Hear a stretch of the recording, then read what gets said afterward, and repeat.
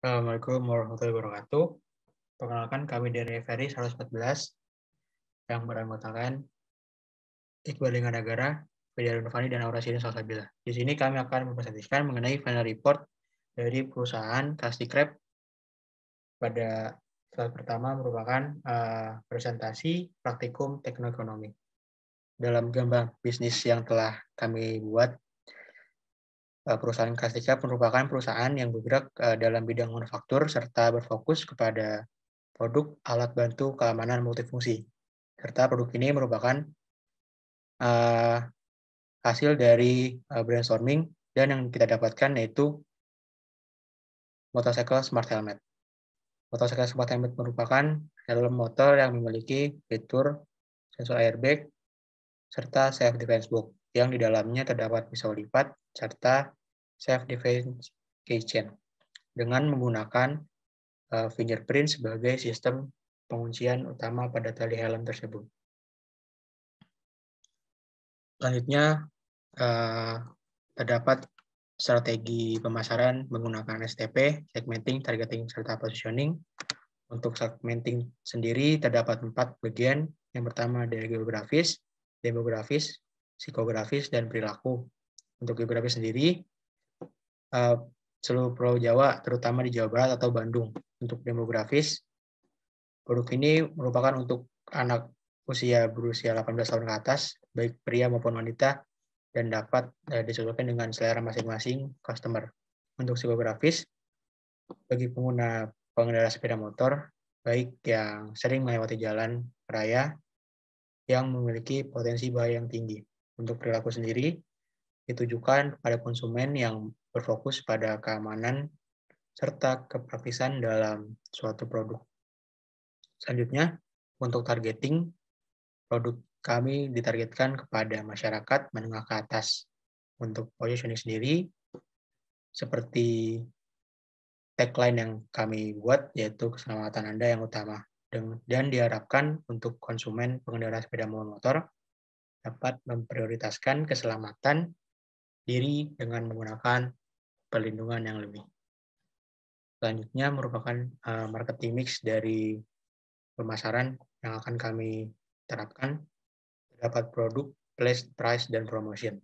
Untuk produk sendiri, MSH merupakan helm yang memiliki fitur yang dikembangkan sehingga fungsinya tidak hanya sebagai pelindung kepala, namun juga sebagai alat perlindungan diri untuk menghindari kejahatan dalam berkendara sepeda bermotor.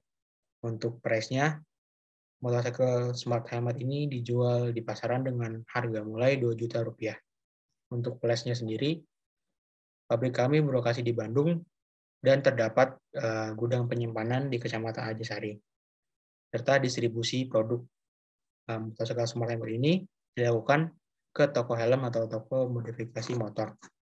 Serta untuk promotion sendiri yang kami lakukan dengan menggunakan metode direct marketing, yaitu menawarkan produk langsung kepada konsumen dan memberikan informasi dari mulut ke mulut. Serta promosi yang kami lakukan juga berfokus kepada media sosial dengan menggunakan jasa iklan pada website dan media sosial. Selanjutnya dijelaskan oleh teman saya. Baik, seperti yang sudah dijelaskan oleh teman saya sebelumnya, bahwa CV Castikrep ini memfokuskan pemasaran itu di bagian online, yaitu menggunakan sosial media company kami. Jadi kami punya tiga strategi rencana pemasaran. Yang pertama, yaitu kami menggunakan Google Ads. Untuk penggunaan Google Ads ini, kami akan melakukannya sebanyak 12 kali dalam setahun.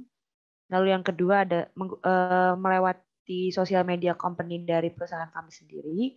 Itu akan dilakukan sebanyak 24 kali dalam 1 tahun. Dan yang terakhir ada kami melakukan Instagram Ads. Seperti itu. Boleh dilanjut slide-nya. Untuk strategi pemasaran, kami memiliki 4 aspek. Itu yang pertama ada aspek potensial market. Untuk potensial market, itu adalah para pengendara motor yang mengutamakan keamanan dan juga kepraktisan selama berkendara. Aspek yang kedua itu adalah available market. Produk ini dibutuhkan salah satunya oleh para pengendara bermotor yang senang berkendara dengan kecepatan yang cenderung cepat. Ketiga, itu adalah aspek target market. Itu adalah pengendara motor pada range usia 18 tahun ke atas yang sering mengendarai sepeda motor. Untuk aspek yang terakhir, itu adalah level of competition. Perusahaan kami memiliki beberapa kompetitor yang bergerak di bidang helm lebih dulu daripada kami. Salah satunya adalah brand AGV dan juga Shoei. Boleh dilanjut slide-nya? Baik, berdasarkan yang sudah saya jelaskan sebelumnya, perencanaan iklan kami itu menggunakan 3 platform, yaitu Google Ads, sosial media company kami, dan juga Instagram Ads. Maka dari itu, untuk total biaya dalam 1 tahun itu sebesar Rp5.952.000. Selanjutnya, kami juga menghitung total biaya pemasaran untuk setiap tahunnya selama 5 tahun sampai tahun 2027. Boleh dilanjut slide-nya? Baik, di sini kami memasukkan tabel dari perhitungan demand menggunakan metode DMA atau Double Moving Average dan mendapatkan hasil demand untuk produk kami adalah 6.179 pieces. Selanjutnya boleh dilanjut oleh teman saya. Selanjutnya, CV Krusty-Krab juga merencanakan sumber daya manusia apa saja yang akan dibutuhkan oleh perusahaan kami, yaitu pada bagian kiri terdapat struktur organisasi sebelum kami melakukan rekrutmen, di mana struktur organisasinya itu terdapat CEO sebagai pemimpin perusahaan, lalu terdapat specialized HRD staff, specialized finance staff, dan production manager yang terdapat production operator di bawahnya. Lalu terdapat sales and marketing manager dan terdapat sales and marketing staff di bawahnya. Setelah melakukan rekrutmen, perusahaan kami menambahkan staff HRD, staff finance, staff production atau production operator, dan staff sales and marketing. Boleh dilanjut. Selanjutnya di sini merupakan proyeksi keuangan CV Krusty-Krab. Di sini merupakan cash flow, rencana cash flow dari tahun 2022 sampai 2027, di mana terdapat cash in dan cash out, terdapat pendapatan dan cash out-nya, yaitu termasuk biaya produksi, biaya sumber daya manusia, dan kebutuhan perusahaan lainnya. Boleh di next. Selanjutnya, kami juga melakukan analisis kelayakan menggunakan metode NPV dan payback period, IRR, dan BCR. Dan gambar tampilan di sana merupakan hasil dari analisis kelayakan kami. Berdasarkan analisis kelayakan, dapat disimpulkan bahwa perusahaan kami layak untuk dilakukan. Boleh dilanjut. Selanjutnya kami akan mempresentasikan mengenai praktikum PFT. Boleh dilanjut. Di sini merupakan jarak supplier dan alternatif lokasi. Kami mempunyai 3 alternatif untuk lokasi dan supplier, di mana alternatif lokasinya itu terdapat untuk company A yaitu di Kecamatan Arjasari, untuk company B di Kecamatan Cikalongatan, dan untuk company C itu ada di Nagrok Atas, Kota Bandung. Dan untuk suppliernya kami terdapat 3 alternatif juga, yaitu Halis Usaha Plastik, Depo Bangunan, dan Metro Steel. Kami mencari jarak supplier agar dapat mengetahui mana alternatif supplier dan mana alternatif company yang terbaik untuk perusahaan kami. Selanjutnya akan dilanjutkan oleh teman saya. Selanjutnya untuk pemilihan lokasi dengan metode factor rating. Di sini terdapat 2 metode, yaitu kuantitatif factor dan kualitatif, di mana untuk kuantitatif sendiri berisikan UMK, land cost, availability land, serta ketiga suppliers distance dengan alternatif company A, company B, dan company C. Serta untuk kualitatif vektor terdapat 4 bagian, yaitu lokasi, transportation access, nature risk, dan potential market. Untuk alternatifnya sendiri terdapat 3, sama seperti kuantitatif faktor, yaitu ada company A, company B, dan company C. Selanjutnya, untuk menentukan kedua tersebut, kita akan melakukan normalisasi dengan kuantitatif faktor dan dapat dilihat pada tabel di bawah. Selanjutnya, untuk pemilihan lokasi dengan metode faktor rating, seperti yang sebelumnya telah dijelaskan, terdapat 2 metode, yaitu kualitatif serta kuantitatif. Di sini kita akan menghitung jarak yang proper untuk penentuan lokasi pabrik kami, dan didapatkan total hasil dari perhitungan antara 2 metode tersebut, yaitu yang mendapatkan hasil tertinggi yang maksimal pada alternatif 3 dengan lokasi pabrik yang berletak di Kota Bandung. Berikut merupakan perhitungan routing sheet dengan 10 step dan operasi yang berbeda-beda. Di sini terdapat facility name dengan masing-masing operasi, serta kami akan menentukan total actual machine required per unit dalam produksi motorcycle smart time tersebut. Dan didapatkan hasil sebesar 11. Untuk selanjutnya merupakan pencarian dari stacking maksimum. Di sini terdapat beberapa pembagian dari workstation receiving menuju GPBU dan receiving menuju GBP, serta GBP menuju workstation pada assembly.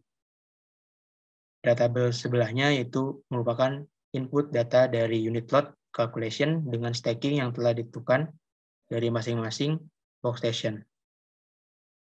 Selanjutnya merupakan penjelasan mengenai jumlah MH yang terpilih dengan yang pertama yaitu material handling equipment, yang dimana kita akan menggunakan troli dengan kapasitas troli maksimum sebesar 250 kg.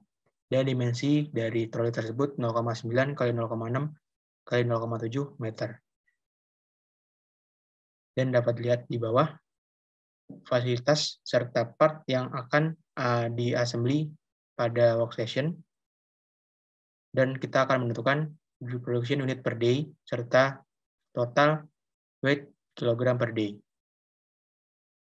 Selanjutnya akan dijelaskan oleh teman saya. Baik, untuk yang selanjutnya saya akan menjelaskan mengenai penjelasan lanjutan tentang jumlah MHE yang terpilih.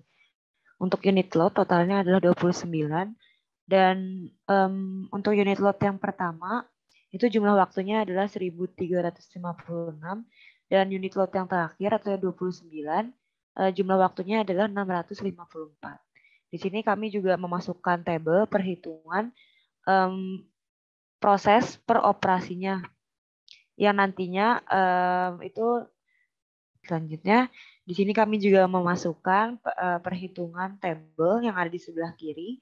Itu adalah tabel untuk masing-masing operasi dan juga proses-prosesnya, yang nantinya data tersebut dibutuhkan dalam pembuatan precedence diagram. Precedence diagram ini menunjukkan aliran atau flow dari tiap-tiap material dari workstation 1 ke workstation yang lainnya. Boleh dilanjut slide-nya.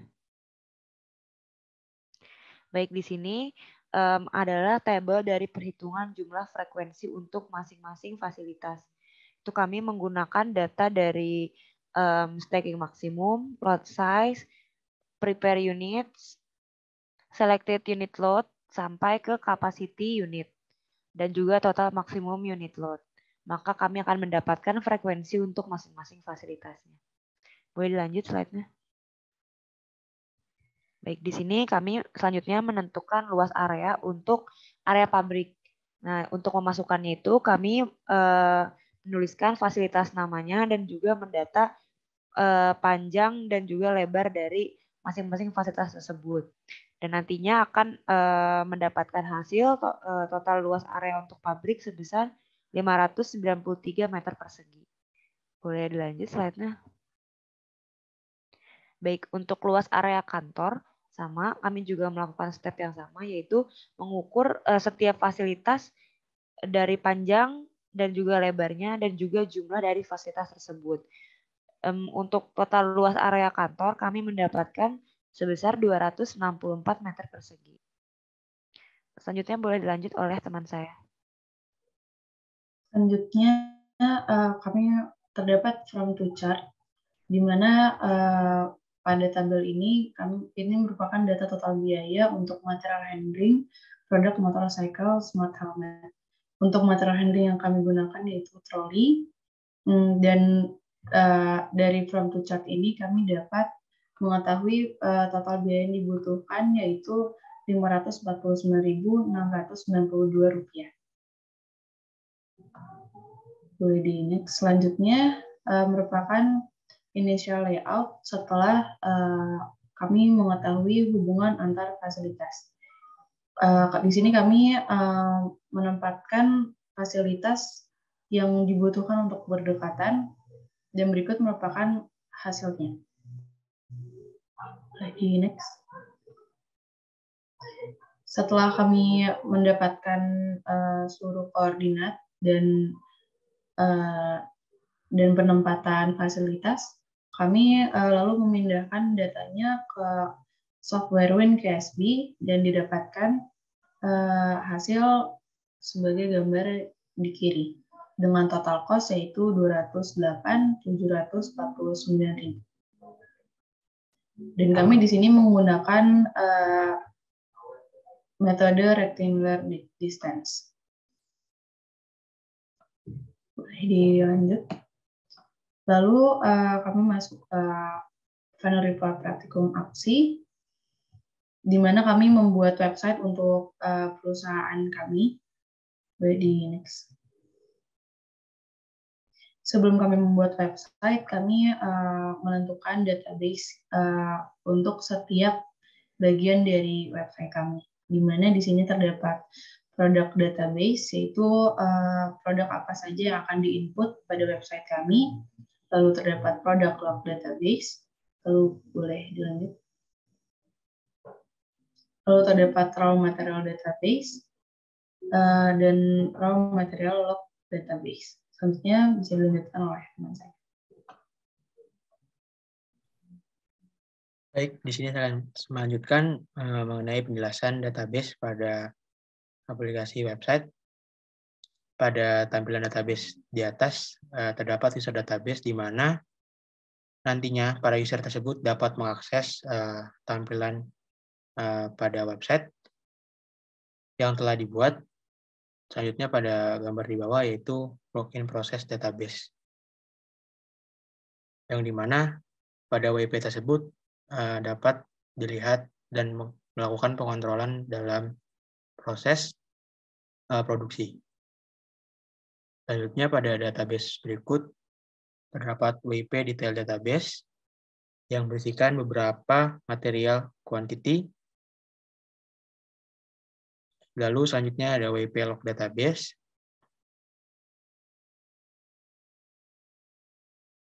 Berikut merupakan tampilan UI UX yang telah kami desain pada website Figma. Pada gambar di samping sebelah kiri merupakan tampilan awal pada login page untuk karyawan memasukkan username serta password yang telah dibuat pada sebelumnya. Begitu karyawan masuk, lalu masuk ke dalam bagian homepage tampilan awal dalam website perusahaan, yang nantinya karyawan dapat mengeksplor serta melakukan pekerjaannya sesuai dengan job desk masing-masing. Selanjutnya merupakan bagian dari master data, terdapat 3 bagian. Yang pertama, product work in progress dan raw material. Untuk produk master database sendiri, di sini melakukan penginputan dari masing-masing produk yang akan dilanjutkan dalam proses produksi. Terdapat 9 part produk dengan kuantiti jumlah yang berbeda. Serta karyawan dapat melakukan pengeditan atau melakukan penghapusan barang material yang sekiranya tidak diperlukan kembali. Selanjutnya untuk tampilan WIP Product Master Data, di sini merupakan kumpulan dari beberapa material produk yang telah diassembly, barang setengah jadi, lalu akan dilanjutkan ke produksi selanjutnya. Sebelah kanan terdapat raw material master data, yaitu barang mentah yang datang dari supplier dan siap untuk diproduksi. Selanjutnya akan dijelaskan oleh teman saya. Baik, selanjutnya di sini kita sudah sampai di tampilan production admin page. Jadi pada bagian production ini terdapat empat yang bisa kita jelajahi lagi, yaitu ada yang pertama product arrival, product departure, raw material arrival, dan juga raw material departure. Untuk di gambar sebelah kanan ini adalah tampilan dari product arrival. Jadi ini tampilan ketika karyawan ingin mendata produk apa saja yang baru datang ke workstation tersebut. Itu dengan mengisi nama produk dan juga jumlah dari produk tersebut. Bisa di next slide-nya. Lalu selanjutnya ini ada tampilan dari product departure sama untuk tampilannya, tapi bedanya ini digunakan ketika karyawan ingin mendata produk apa saja yang keluar dari workstation tersebut. Untuk di bagian sebelah kanan, konsepnya sama seperti produk arrival sebelumnya. Ini digunakan ketika karyawan ingin mendata raw material yang baru datang ke workstation-nya dengan memasukkan nama materialnya apa dan juga berapa jumlah dari material tersebut yang datang. Bisa di next slide.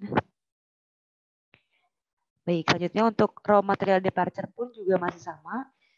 Konsepnya seperti produk departure sebelumnya, namun yang membedakan ini ada pada pengisian input datanya itu, pertama ada nama material, kedua ada destinasinya, kira-kira raw material ini akan ditujukan ke workstation berapa, dan yang terakhir ada jumlah dari raw material tersebut. Selanjutnya ini ada report admin page, itu berisi dua, itu yang pertama ada production rate defect, dan juga bagian accounting. Boleh dilanjut slide-nya. Baik, di sini yang bagian kiri ini ada halaman production rate report. Itu dengan memasukkan nama produknya apa dan juga tanggal berapa sampai berapa produk ini kita laporkan. Untuk yang di sebelah kanan, ini ada defect report page. Ini digunakan ketika karyawan menemukan terdapat sebuah defect pada produk, sehingga defect ini pun harus dilaporkan. Untuk input datanya itu membutuhkan nama produk dan juga tanggal pelaporannya. Selanjutnya boleh dijelaskan oleh teman saya. Selanjutnya di sini merupakan accounting page di mana di dalamnya terdapat seluruh data yang telah diinput sebelumnya, termasuk nama, quantity, cost of goods sales, selling price, dan total price dan margin. Di mana juga di sini di halaman ini kami dapat melihat total product value, total inventory value, dan juga product report dari keseluruhan yang telah diinput. Dan kami juga dapat memprint seluruh data tersebut. Lalu di sini merupakan tampilan website yang sebelumnya telah kita bikin UI UX-nya, kita buat, maaf. Di sini terdapat login page dan home page, di mana jika para karyawan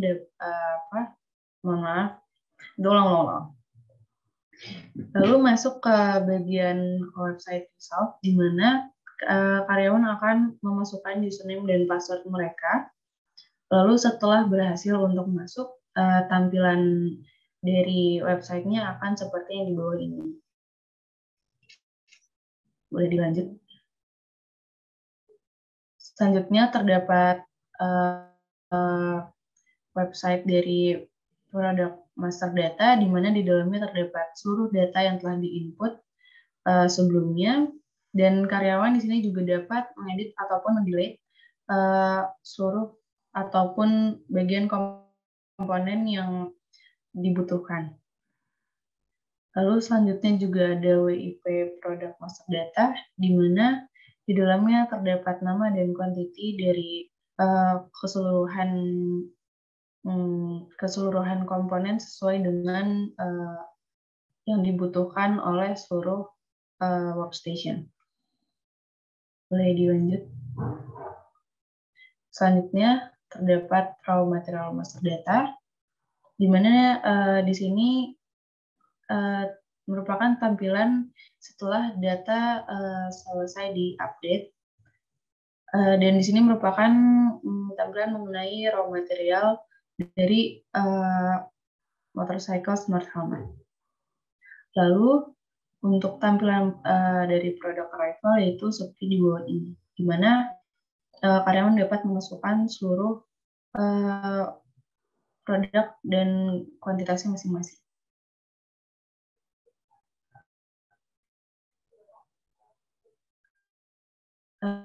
Selanjutnya yaitu terdapat produk departure, di mana di sini merupakan data untuk produk yang akan berangkat ke workstation yang dipilih. Di sini merupakan raw material yang baru datang dan akan diinput oleh karyawan seluruh datanya agar para operator dapat mengetahui apakah raw material tersebut sudah memenuhi atau belum. Boleh dilanjut. Baik, di sini saya akan melanjutkan penjelasan sebelumnya, yaitu mengenai raw material departure atau kedatangan material mentah.